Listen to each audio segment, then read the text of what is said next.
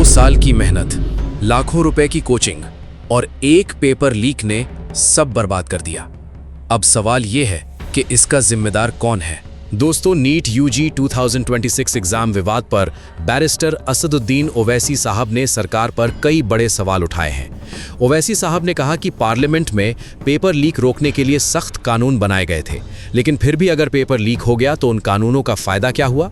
उन्होंने सीधा सवाल पूछा कि जब सिस्टम इतना मजबूत बताया गया था तो एग्जाम की सिक्योरिटी फेल कैसे हुई। ओवैसी साहब ने प्रधानमंत्री मोदी की मन की बात का भी जिक्र किया।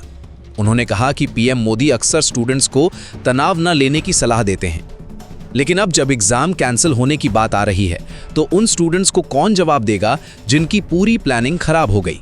सबसे ज्यादा नुकसान उन स्टूडेंट्स का हुआ है जो दिन रात मेहनत कर रहे थे। कई स्टूडेंट्स ने 1 से 2 साल तक तैयारी की। पेरेंट्स ने कोचिंग पर लाखों रुपए खर्च किए।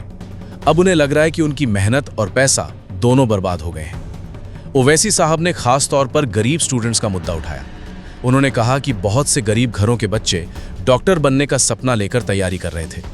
अब इस एग्जाम विवाद के बाद उनका कॉन्फिडेंस टूट रहा है। कई परिवार अपने बच्चों के भविष्य को लेकर भारी टेंशन में हैं।